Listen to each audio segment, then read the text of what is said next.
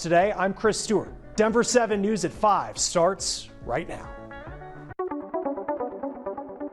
Right now at 5, wildfire mitigation efforts go a long way. It definitely had an impact on how the fire burned. As we head into the busy fire season, Boulder County is using lessons learned weeks ago to prevent fires in the future. When those areas burned, it burned less intensely than it would have historically or prior to our management in the area. Nice day today and not as windy. I'll let you know if our good weather fortune will last all weekend. A search tonight for two dangerous people who robbed an Autozone. We're live with what we know right now. Plus, we are going all in on the Nuggets. We take you to California ahead of Game 1 with the Warriors.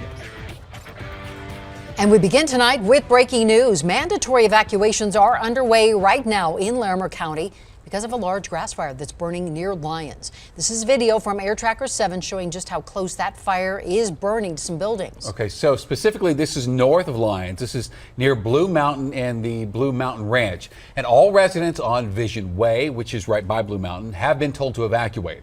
Also, those living on Dakota Ridge Road and Chimney Hollow Road also need to leave right now. Let's go back to a live look from Air Tracker 7 right now.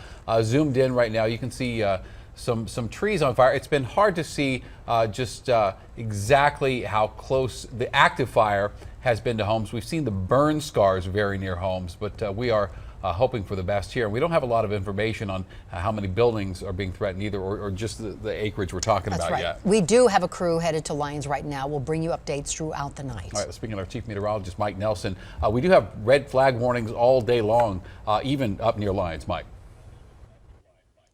Indeed, and it has been all that windy today, but it's been so dry. The humidities are really low along the Front Range. Look at this view. This is from our Westminster camera that's up at the Westin Hotel. We're looking right up where the fire is. You can see the smoke drifting off of the foothills off to the north and east. There's a little indication on radar of that smoke plume. It's kind of hard to see, but right in that first part we're seeing it. There are some precipitation echoes to the north of it, but they're so light I doubt they're even reaching the ground, probably just producing some locally gusty, erratic winds. And it's ironic that the fire weather warning is actually just south of where the fire is. It includes Boulder County, but not Larimer County. Along the Front Range, though, winds coming in from the west off of the foothills, and low humidities continue. Most of southern and eastern Colorado under a red flag or fire weather warning. There is some rain and snow to the north, but I just don't think it's going to be enough to do anything. Temperatures at the current time around 60 degrees in the area of the fire. It's been warmer and drier to the south, but these humidities are just not getting anywhere. They're 20%, and the air is just too dry for anything to reach the ground. So here's the latest in the wind gusts. Not all that bad right there. Off to the west, about 47 miles an hour at Berthoud Pass. Unfortunately, I don't have any rain of note in the forecast for anything east of the Continental Divide over the next couple of days. We have some very warm temperatures and more wind coming up as we get further into the Easter weekend. All right, we'll see you in a little bit, Mike. Thank you. Fire management crews in Boulder County are using their experiences learned from the fires this year to help prevent fires that likely will happen in the future. Yeah, it was just 20 days ago when firefighters battled the NCAR fire there. And Denver 7's Patrick Perez is joining us live tonight. Patrick, Boulder County is learning how mitigation efforts really helped slow the spread of that fire. Yeah, and it'll be 3 weeks tomorrow, I'd just say, since we were all standing out here reporting on the NCAR fire. From the vantage point here at the NCAR parking lot, all you could see is the smoke as the firefighters battled those flames. Luckily, no one was hurt and no homes were destroyed. And some cows and heavy machinery are all to thank for that.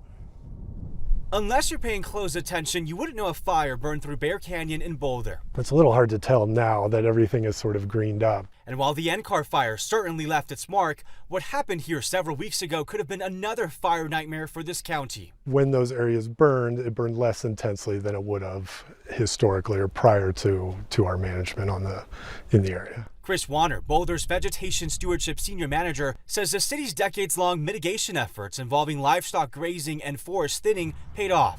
In a mitigated area or a grazed area, we were seeing flame lengths of 1 to 2 feet, which is a place where you may kind of pull the resources back, but you can directly attack the fire with hoses and water and hand tools. Compare that with flames leaping 12 feet into the air in untreated areas.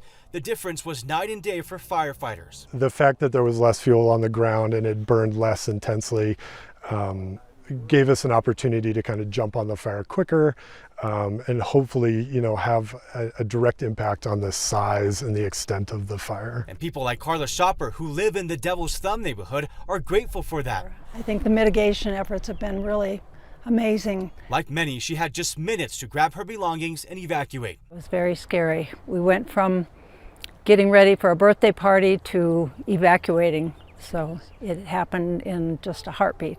It took an all-hands-on-deck effort by multiple fire agencies to make sure people and homes remain safe and out of the NCAR fire's path. And while the cattle may be unaware their hunger for grass played a big part, the city has taken notice as it tries to remain prepared for the next wildfire. And Chris says the city plans to expand the areas where the cattle can graze and where some of this forest thinning happens. And here's something that's really sweet, Shannon, that I want to note. Carla there from the story, she tells me that tomorrow the Devil's Thumb neighborhood is going to have an Easter egg hunt for the first time in a few years because of the pandemic for the kids.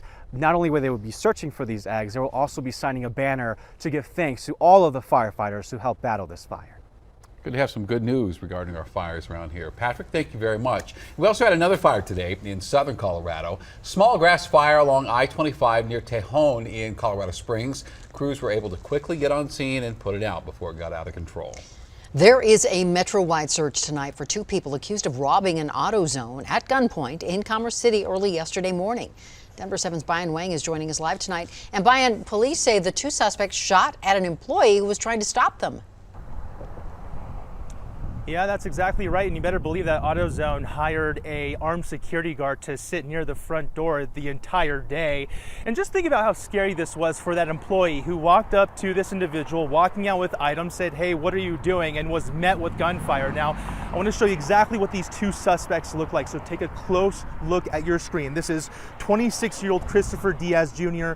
and 26-year-old Lupe Gonzalez. Let's walk back through this one more time. Police say Diaz walked into the store first, here off of 58th Avenue and Quebec Street, and tried stealing some items. He opened fire when a store employee confronted him. Then Gonzalez came inside and fired at least 1 shot before they both fled in separate stolen vehicles.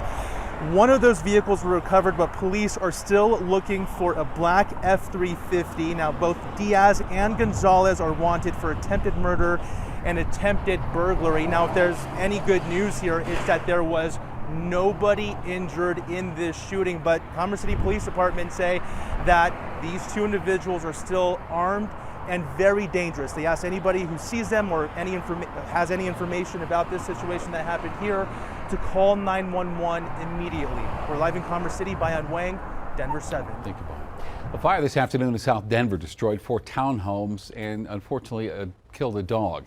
Air Tracker 7 flew over the scene to find some heavy damage at the Granville townhomes. Denver Fire says 1 person was taken to the hospital for smoke inhalation and just minor burns. And also 4 other units were damaged. No word yet on just how many people have been displaced. The Boulder King super shooting suspect is still considered incompetent to stand trial.